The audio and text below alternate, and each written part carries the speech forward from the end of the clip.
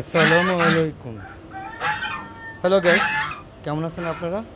আশা করি সবাই ভালো আছেন, আমিও ভালো আছি। বন্ধুরা চলে আসলাম বিকাল 3টার পরে ছাদে। এক পশলা বৃষ্টি হওয়ার পর আকাশ কিছুটা পরিষ্কার হয়েছে। তো বন্ধুরা, এই পরিষ্কার মাঝে চলে আসলাম হাঁস মুরগিদেরকে একটু খাবার দেওয়ার জন্য আর আপনাদের একটা ভিডিও দেওয়ার জন্য। দেখেন, সূর্য অলরেডি আস্তে আস্তে পরিষ্কার হয়ে সূর্য ওঠা শুরু করেছে। সারাদিন বৃষ্টি হয়েছে, অজর ধারায় বৃষ্টি হয়েছে। দেখতে পাচ্ছেন হাঁস মুরগিগুলো বৃষ্টিতে ভিজে কাদা হয়ে যাচ্ছে। দেখতে পাচ্ছেন এই যে আমার রাজহাঁসগুলো, এগুলো কিন্তু ডিম পারে। এটা কিন্তু বেটা, দেখেন এর কিন্তু বুক ফুলে হাঁটতে খুব পছন্দ করে। আপনারা দেখতে পাচ্ছেন এদের বয়স কিন্তু অলরেডি 1.5 বছর হয়ে গিয়েছে। আর এই দেখেন চীনা হাঁস, চীনা হাঁস দেখতে পাচ্ছেন, সাদা চীনা হাঁসগুলো, এগুলো কিন্তু এখনও 6 মাস হয়নি। এই দুইটা আর এই একটা, কিন্তু এখনও 6 মাস হয়নি। 5 মাস চলছে। আর বাকিগুলো 1 বছর প্লাস।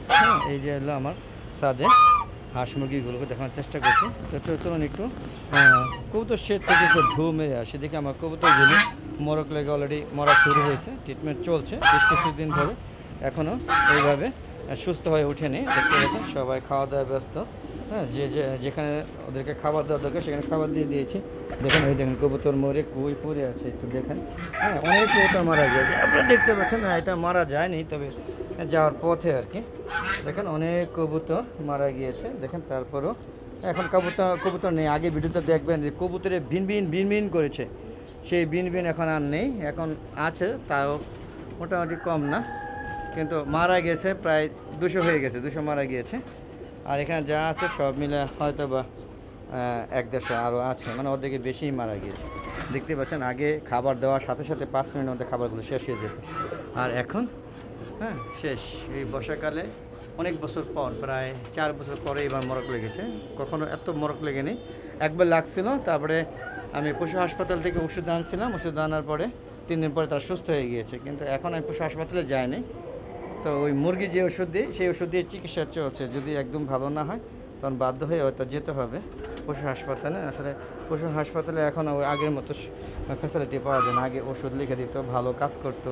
এখন কেমন জানি এরা প্রফেশনাল হয়ে গেছে সম্ভবত। আমরা যারা ছোটোখাটো ছাদে হাঁস মুরগি পালন করি তাদের জন্য মনে কোনো গুরুত্ব দেয় না। যাক বন্ধুরা, চলে আসলাম আবার কবুতর থেকে বের হয়ে। দোয়া করবেন যেন কবুতরগুলো সুস্থ হয়ে যায়। ট্রিটমেন্ট চলছে, তবে বর্ষাকালে এই যে স্যাঁতস্যাঁতে আবহাওয়া, ওদের ঠান্ডা ভাবটা এটাই মনে লাগছে আমার মনে হয়। আর ওদেরকে ভ্যাকসিন দেওয়া হয় না কবুতরগুলোকে। আর মুরগিগুলোকে ভ্যাকসিন দেওয়া বন্ধ করে দিয়েছে, হাঁস মুরগি টোটালি বন্ধ করে দিয়েছে। 2 বছর 1.5 বছর ধরে ভ্যাকসিন দেওয়া বন্ধ করে দিয়েছে জিদ্দে।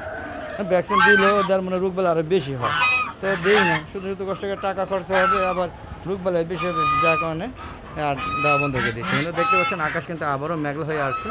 আবারও কিছুক্ষণের মধ্যে হয়তো বৃষ্টি নেমে যাবে। আর ভিডিওটা বেশি একটা বড় করি না, কারণ আমার মাঝখানে আমি প্রায় 1-1.5 মাস বন্ধ রাখছিলাম, রাগ করে, যে আপনারা আমার ভিডিওগুলো দিলে হয়তো পছন্দ করেন না, অথবা আমার কোথাও ভুল আছে। তো বন্ধুরা, কেমন লাগছে ভিডিওগুলো অবশ্যই অনেকে জানাবেন। আর বন্ধুরা, এরকম সুন্দর সুন্দর ভিডিও পেতে চাইলে অবশ্যই আমাদের উৎসাহিত করতে হবে। সেক্ষেত্রে কী করতে হবে, আপনার সম্পূর্ণ ভিডিওটা দেখবেন, শেয়ার করে সবাইকে দেখার সুযোগ করে দিবেন, এবং আপনারা ছাদ বাগান করবেন। এর মূল উদ্দেশ্য হলো আপনারা একটা ছাদ বাগান করুন। ছাদে কিছু হাঁস মুরগি লালন পালন করলেন, কিছু গাছগাছলা, ফুল ফল সবজি যা আছে, আমার সব গাছ আছে। দেখেন ফুলজ বনজ সবজি গাছ, দেখেন কত আমি দুন্দুল পেরেছি, সেই অংশ একটু দেখাবো। অনেকগুলো দুন্দুল পেরেছি আজকে, সেটাও দেখাবো এই ভিডিওতে। আপনারা দেখতে পাচ্ছেন চারিদিকে আমি গাছপালা দেখেন, এই যে ওই ছাদও আমার পুরা ছাদে গাছপালা লাগিয়ে একদম ছাদ বাগান করে রাখছি। এতে ভালো লাগে, প্রচুর শাকসবজি পাই, বিশেষ করে সবজি পাচ্ছে। এখন ফল তো আছে, এখনও গাছে গাছে আম ঝুলছে। আপনারা দেখেন গাছে গাছে কিন্তু এখন আম ঝুলছে। আপনারা দেখেন প্রত্যেকটা গাছে আম ঝুলছে, সেটা আমি আপনাদের দেখানোর চেষ্টা করবো, যদি ভিডিওটা তো বড় না হয়, সে চেষ্টাই করছি। তো চলুন একটু ভিতরে চলে যাই। দেখেন এই যে আমার টার্কি মুরগি দুইটা, এদের বাবা মা চাচা যা আছে সব মারা গিয়েছে। আর মা 2-3টা ডিম পেড়ে মারা গিয়েছিল, 3টা থেকে 2টা ফুটেছে, আর একটা ডিম নষ্ট হয়ে গেছে। আর দেখেন এই যে মুরগগুলো, এগুলো দেখেন প্রতিবন্ধীর মতো এখানে থাকে, যদি তারা প্রতিবন্ধী না। দেখেন দেশি, শৌখিন এবং গলা ছিল মিলিয়ে থাকছে। আর দেখুন এই যে এখানে হাঁস দুইটা, হাঁস আর মুরগি একসাথে থাকে। দেখেন এই দুধ দিল, এই হাঁস এটা দুধ দেয় না, এটা এখানে এটা একটু কমেন্ট করে জানাবেন তো আপনারা। এটা প্রায় 3 মাস না 6 মাস ধরে এখানে বসে আছে, ডিমও পারে না আর উমও ছাড়ে না। আপনারা জানাতে হলে অবশ্যই কমেন্ট করে জানাবেন বন্ধুরা। তো চলুন বন্ধুরা, আমরা এখন ওই আমগুলো দেখাবো, কত সুন্দর সুন্দর আম হয়েছে, এবং পাশাপাশি দুন্দুলগুলো দেখে ভিডিও শেষ করে দেবো। চলুন একটু আমগুলো দেখে আসি। বন্ধুরা চলে আসলাম ছাদের এই সাইডে, দেখেন কি সুন্দর আম ঝুলছে। শুধু আম আর আম, দেখেন থোকায় থোকায় আম, দেখেন কত সুন্দর। এটাও কিন্তু হ্যাঁ দেখেন কত আম, আম অভাব নাই। এই গাছটা, আম গাছের নাম হচ্ছে কাটিমন প্রজাতির আম। দেখেন প্রচুর আম হয়েছে এইবারে, প্রচুর আম হয়েছে।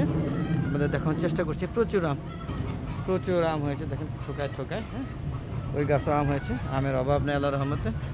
আর দেখেন এটা কি গাছ অবশ্য অনেকে জানাবেন, আমার জানা নাই। অনেকে ভুট্টা গাছ, অনেকেই ঘাস ফুল, অনেকে বিনোদন মন্তব্য করে। আপনারা মন্তব্য করে দেখি আপনার সাথে মিলে কিনা। তো এই আমার ছাদ বাগান পুরোটা আপনাদের দেখানোর চেষ্টা করছি। দেখেন গাছে এখনও ভরে আছে, বিশ্বাস হয় না, এই দেখেন গাছে ভরে। তো বন্ধুরা চলুন আমরা চলে যাই। এরকম একটা ছাদ বাগান করবেন এই আশা করতেই পারি, আপনারা সবাই করবেন। তো বন্ধুরা বলেছিলাম যে আমি গাছ থেকে দুন্দুল পেয়েছি একটু আগে, সেটা দেখার চেষ্টা করছি। দেখেন কত দুন্দুলের অভাব আপনারা দেখেন, অনেক দুন্দুল পেয়েছি, প্রায় তো 4-5 কেজি হবে। আপনারা কি বলেন, হবে না বন্ধুরা? তো চলুন আমরা শেষ করে দিব, আর দেখাতে চাচ্ছি না। দেখেন ফাইনালি চলে আসলাম আবার এই ছাদে। তো বন্ধুরা সবাই আমার চ্যানেলটাকে সাবস্ক্রাইব করবেন এবং শেয়ার করে সবাইকে দেখার সুযোগ করে দেবেন, এই আশায় ব্যর্থ করতে পারি। আর ভালো লাগলে অবশ্যই চ্যানেলটাকে সাবস্ক্রাইব করে পাশে বেল আইকনটা ক্লিক করে দেবেন। বিদায় নিচ্ছি, আবার দেখা হবে নতুন কোনো পর্ব নিয়ে। ততক্ষণে বিদায় বন্ধুরা, আসসালামু আলাইকুম।